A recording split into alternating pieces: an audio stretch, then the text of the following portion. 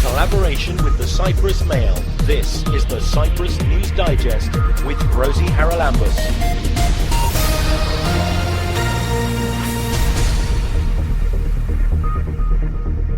Coming up this week, motorsport fans are gearing up for the Cyprus Rally. This fantastic result put Cyprus Rally on the 4th place of the most famous event in the European Rally Championship. We'll hear about an island-wide appeal to help the refugees flooding into Greece. It's gathering pace. Top priorities are backpacks, rucksacks, sleeping bags and baby slings in which people can carry their babies when they are on the move. And in Europe, someone has a heart attack every 4 seconds. World Heart Day is coming up. How well do you look after your heart? And there's also one thing that the doctor can prescribe for you that will help you in 4 different diseases, in heart attacks, in strokes, in a few types of cancer. It will increase your memory, it will help your joints, and has no side effects.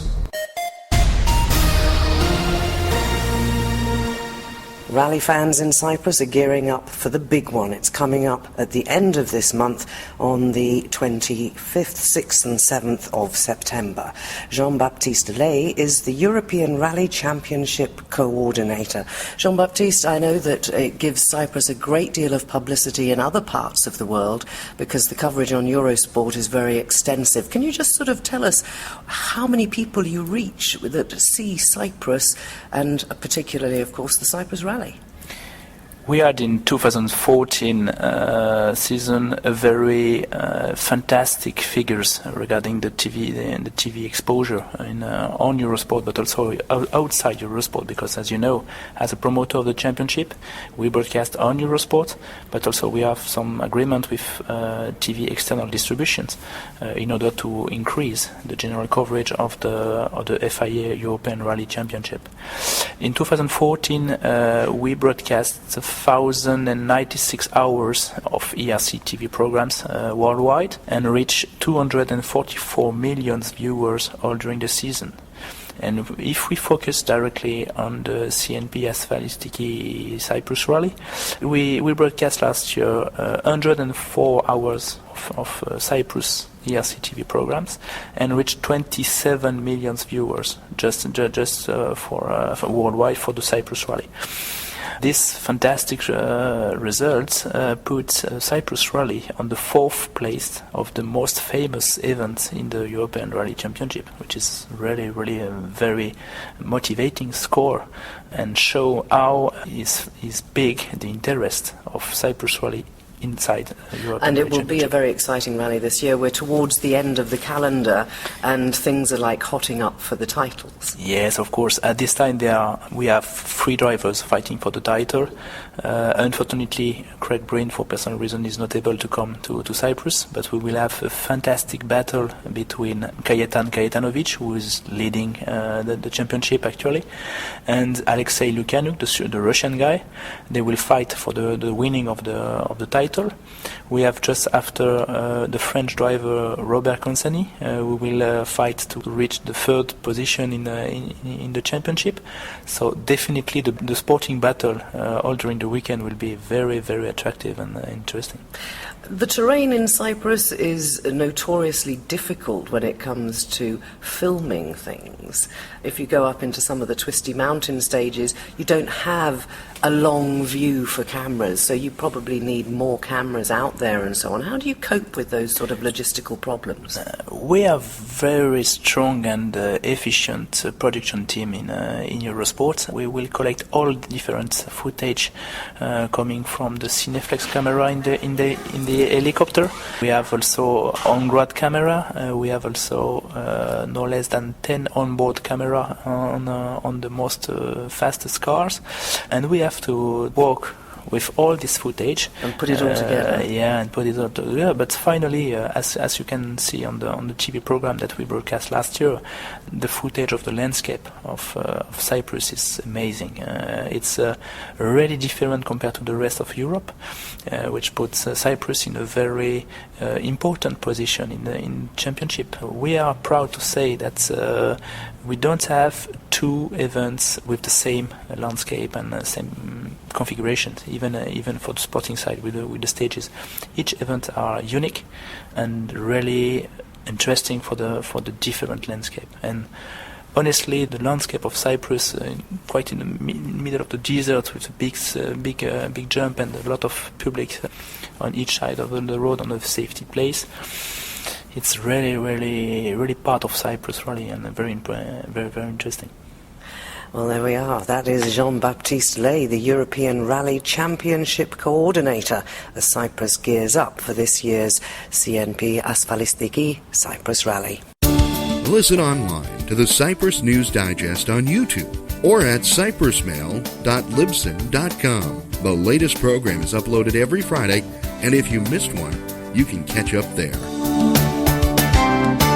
I think it's fair to say that the world was galvanised after the shocking photos of little Aylan Kurdi emerged drowned on a Turkish beach. All over the world, it has had a reaction. Here in Cyprus, concerned citizens have formed a group which aims to do all it can to help the hordes of refugees who are fleeing war and conflict in the Middle East. James Mackay has set up a Facebook page called Cypriots Helping Syrian Refugees. James, I think that was it, wasn't it? That picture of the little boy that everybody you spoke to was saying, I wish I could do something, and now we are. Absolutely. In fact, one of the things that inspired me to start doing this was the fact that so many of my friends in the UK were actually doing something, and it's been fascinating watching social media just sort of spread, and as soon as the picture came out, people were announcing, right, that's it, we're dropping everything, we're off to Calais with a carload of stuff, we're going to get a warehouse of stuff together, we're going to donate. How do we donate? Newspapers are setting up pages saying 5 or 6 different practical ways that you can help, and I looked around in Cyprus and couldn't see anything immediately targeted on this specific wave of refugees that's coming out of Syria now. So I thought I'll slap together a Facebook page and at least publicise ways that people can help with this situation, can try and stop there being no more of those horrific drownings and of that haunting image. And from there it has rather snowballed, and I think we're now putting together something that's really going to be of active practical help to refugees in Cyprus and in Greece and around. Kyriaki, you're a member of the group. You've been doing a lot of the organising for the Nicosia end, because James has been handling Larnaca, and I think that there are now groups in almost all the major towns of Cyprus. What are the main priorities for you in getting together the volunteers? And already I see a mass of donated items in your headquarters in the City Plaza in Nicosia. Yeah, it is true. We have had a tremendous response from people in Cyprus. After all, people in Cyprus know a thing or two about being a refugee, so it couldn't be otherwise. And we had a very huge response with people dropping in donations, helping in any way they could.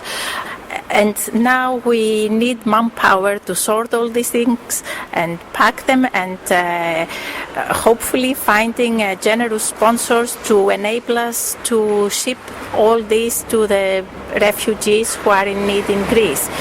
What I would like to add is we will not only be sending stuff to Greece. First of all, if the refugees here in Cyprus need anything in Kofinu, in the center, we are very happy, and we have already shared donations with them. And so the refugees are our first priority, the local ones first, and then we send stuff to Greece as well, wherever is needed. And on that note, one of the things that we're doing is we're collecting school uniforms for the refugees in Kofino who need school uniforms, school bags, school books, exercise books, things like that collected. And we're setting aside things on a specified list from the donations that we get. Anything that is needed in Kofino, that has been prioritised. So if anybody out there has school uniforms to donate, we would very much like to get those. We should add, for those who aren't aware, that when we talk of the refugees in Kofino, these are the ones that arrived unexpectedly on the shores of Cyprus just about 10 days or 2 weeks ago, and you'd already started your appeal. How did that pan out when you were trying to get everything in place to fill a container for Greece, and then suddenly there was an emergency right here on the doorstep? Well, I think it should be said first of all that the NGOs already in existence in Cyprus, Kisa, Future Worlds, and a couple of Christian charities as well, have already been fantastic with those refugees. Their needs were covered within a couple of days, their immediate needs. We're looking for more long-term needs. So it was a question of working with organisations that are already in existence. We're not trying to replace anybody, and that's why this is a short-term appeal to deal with a desperate crisis. There are refugees in Cyprus that have much more long-term needs, and people who are interested in helping with that should be joining Kisa, should be joining Future World, should be looking at other ways to help as well. And what would you say to people who are hearing this and thinking, oh, okay, I can help? How do they know what to bring? On our Facebook group, Cypriots Helping Syrian Refugees, we publicize a list. We try to make it as up-to-date as possible with the items needed. Also, we spoke to people in Kos to let us know. Top priorities are backpacks, rucksacks, sleeping bags, and slings, baby slings in which people can carry their babies when they are on the move, because it's not so easy to carry a baby in your arms and try to walk for miles on end. Also, light strollers, light push chairs, the folding type, that they are light enough that they can put little children in them, and the little children can have they get tired easily when they walk. So these are the top priorities. If anyone wants to help, they can either bring us stuff they already have, or if anybody wants to buy something for the refugees, that would be something to see them through for a long time in their journeys. You could also, an idea is buy online or in shops and specify drop-in directly to Kos and Lesvos and Idomeni at the border with north border of Greece, where the refugees are crossing right now to move on to Fyrom, the former Yugoslav Republic of Macedonia. There are very big needs. Another thing, and the needs will change within a couple of months, won't they? The worrying thing to me is the fact that we've had a scorching hot summer. People are sleeping out in the streets, very unpleasant, but not nearly as unpleasant as it will be in December, in rain and possibly snow. Yes, and also the other thing I forgot, tents, the camping tents for 2 or 3 people, small ones, easily to put up and shelter people and children from either while they're waiting to cross or when they are on the move again. Tents are really essential, if you can. And to add to that, we've all been galvanised, as you said at the start, by this image of this one child who drowned. But he's hardly the first child who's drowned in the last couple of years. There will be many more crossings. We've been covering this as though it's a few 100,000 people in basically one lump who are crossing. That is not going to be the case. There are going to be crossings throughout the winter in dangerous, freezing cold seas. And those people are still going to need help. This is not a short-term emergency in that sense. This is going to be continuous. Does that mean that your group will be continuing with what it's doing? Because, as I understand it, certainly the premises you have in Nicosia has been donated, if you like. The use of it has been donated for 1 month. You sound as if you're almost in danger of becoming another NGO that needs premises, staff and so on. That's absolutely not my intention. There are NGOs who already do that sort of work in Cyprus. If, however, we can use the 800, 900 members of this group, and I'm hoping we'll have many more by the end of it, and make sure that there's a continuous stream of donations via the NGOs who already exist. That would be fantastic. Another thing to remember is that you said these Syrians arrived unexpectedly, and they did. It was 3 days after we set up the Facebook group, so it was kind of a surprise. But it won't be a surprise when the next boatload arrives, and the next boatload, and the next boatload, because the people who are doing the people smuggling, which is a very prejudicial word, but it's the way it's been put, are not terribly good at planning things like where the boat actually ends up. They don't seem to care that much. So there will be more boats, of course. Cyprus will need more help for refugees in the future. And come and see us this Saturday in our shop from 5 to 7 in the afternoon. We're going to be here at Makariou. We are in City Plaza, shop number 21. Come and see us, come and meet us, see what we do. Join in if you like. And if you're in Larnaca, there will also be a meeting in the Larnaca premises at 10:30 on Saturday morning. Details will be on the Facebook group Cypriots Helping Syrian Refugees. There are also drop-off points in Limassol and in Paphos which need volunteers for sorting and need donations. You can find all that on the Facebook group. Well, if you'd like to help, the only thing you can do really is to go on Facebook and search for a group known as Cypriots Helping Syrian Refugees. Join them and see what you too can do to help. Keep up to date with events in Cyprus and around the world with the Cyprus News Digest.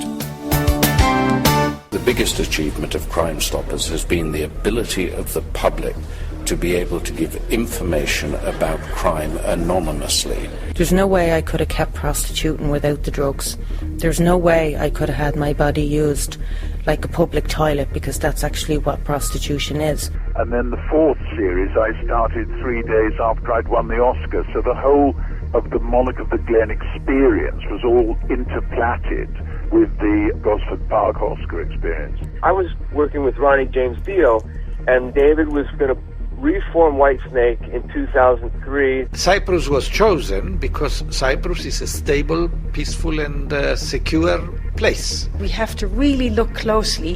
What are we doing with children? What are we doing with adolescents? And what are we doing with adults that can help them move into a more literate situation? The ones that I'm proudest of are the ones that were true discoveries, where we found something we didn't know existed.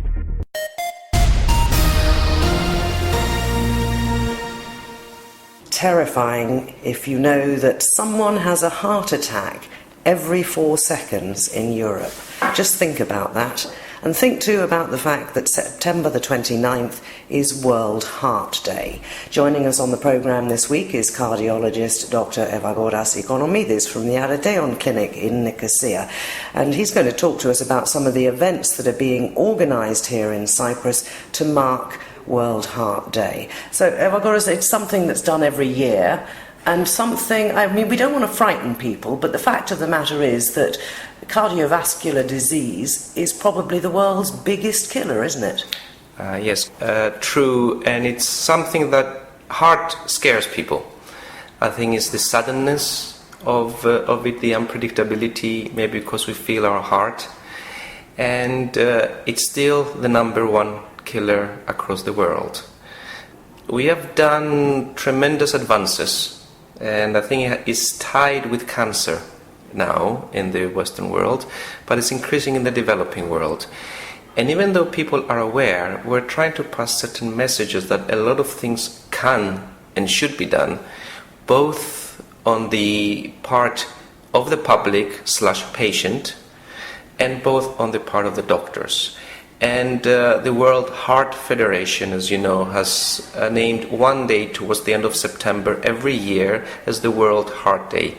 And the Cyprus Cardiology Society is having a few events which are meant to increase awareness this year. Right, one of those I know is taking place today, of course, 5 until 8:30 p.m, lectures on the subject of the death of young people due to heart problems. And that's something, particularly young people, I think, involved in sport. We've seen some tragic cases of people literally having heart attacks on a football pitch or things. You don't think of young people as being the ones affected by these sort of problems. One thing to allay certain fears, it's still very rare. It sticks in our head, rightfully so, because when we see on TV a young footballer dying, we'll remember it for many, many, many years. But it's still a very rare occurrence. Then again, especially competitive sports put a big strain on the heart. And the Cyprus Cardiology Society has organized these events both Friday for the public and Saturday for the doctors to increase awareness in terms of when should our child be checked by cardiologists. Generally, if our child has any symptoms such as shortness of breath or chest pains, or if our child has fainted, they should be checked. But they should routinely be checked if they play in competitive sports. And they should go to their doctor, and there's a predetermined form and certain examinations that should be done. A lot of things can be prevented. And this is what we put our emphasis on, not to scare people all the time, but to be aware and do what's necessary. And when we talk about prevention, of course, on a broader sort of scale, it's lifestyle choices, isn't it? We all know, I think, that smoking, too much fat in the diet and all of these things are going to increase the risk of having some sort of episode with the heart. But we all seem to think, it's not that bad, it won't happen to me. How do you get the message across to people? And the Mediterranean diet, here we are in Cyprus, Mediterranean itself. Do people follow the Mediterranean diet? Well, I think you should just go outside on one evening in our towns and look at the tavernas and see. The Mediterranean diet, actually, I tell them, is the diet of our grandparents, who basically had to follow it because they didn't have the money to buy meat. So they would eat meat over Christmas, maybe over Easter, and maybe they would have chickens, so they would eat white meat. And the rest would be legumes, fresh fruit and vegetables. The Mediterranean diet is actually over and over again. Whichever research has been done comes out top. But Mediterranean diet means, and I'll say just one thing, red meat twice a month. So if you want to eat beef or lamb, it's twice a month. White meat twice a week. So and let's ask ourselves, how many of us only eat meat twice a week? And then lots of fish and vegetables, legumes. We have them available in Cyprus, and especially in the Lyon heart study, it has shown to decrease mortality, so decrease death from heart disease by 64%.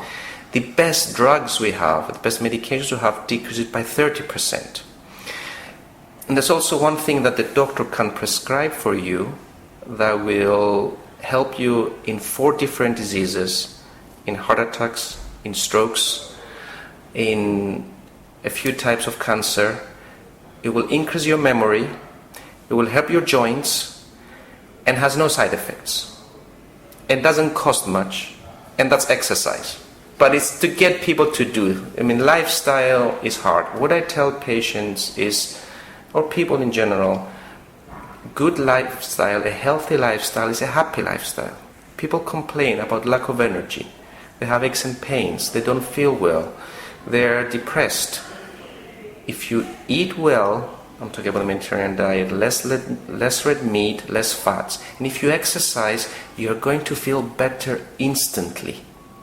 So don't do it for the percentage risk, because people don't really care, well, so it's going to decrease my risk of heart disease by 15 or 20% in 50 years. That doesn't mean much for people. It's going to make you feel better immediately.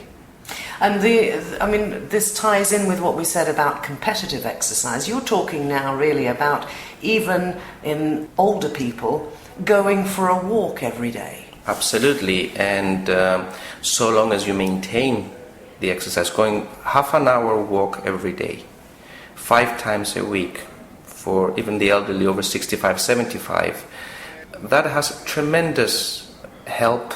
It helps in all of those things that I told you. You don't have to be playing sports competitively. You don't have to know football. You can go for a swim. You can go for a walk. You can go dancing. You can go dancing. Even though I've seen how some dancing is done, and that's mostly movement, that's not exercise. But again, get up and moving. Watch your diet. Stop smoking. Ask the person next to you to stop smoking. Demand when you go to the restaurant that people inside will not smoke. Because unfortunately, we've had the law put in effect in Cyprus, and we've followed it for a couple of years. But I see now that it's becoming a bit lax. So it's your right for the person next to you not to smoke. And the other thing is, listen to your body. So prevention is one thing, but it's also going early to the doctor. So if you have chest pain, if you have shortness of breath, if you feel unwell, if you feel dizzy for no reason, if you feel numb for no reason, go and get checked out. The earlier the better. There's one axiom in cardiology: time is muscle. Interesting there that you mentioned some of the symptoms, because the symptoms are actually rather different, aren't they, in men and women?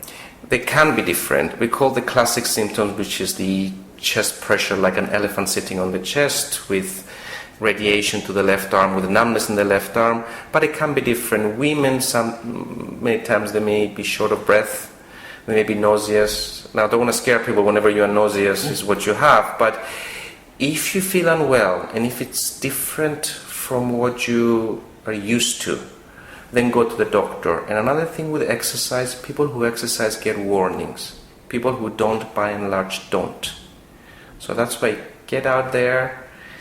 There's no excuse for heat. There's no excuse for cold. There's no excuse for rain. Within reason, within logic, all of us can find the time and space to exercise, and all of us can look after ourselves in terms of smoking and diet. And the last thing, get to learn your own body, your own symptoms. Our bodies, by and large, give us warning signs. Learn those with your doctor.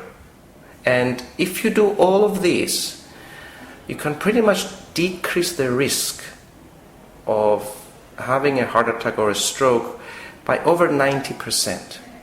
So a lot can be done. And this is the message we're trying to put across. And that is Dr. Evagoras Economides, cardiologist at the Aretion Clinic in Nicosia, talking about events for World Heart Day. It'll be marked on September the 29th, but lots of events coming up in the coming weeks, and indeed on Saturday, that's September the 26th, there will be information kiosks from 10 a.m. in the morning till 2 p.m. at the Mall of Engami and the big malls in Limassol, Larnaca and Paphos. It's up to you to look after your heart.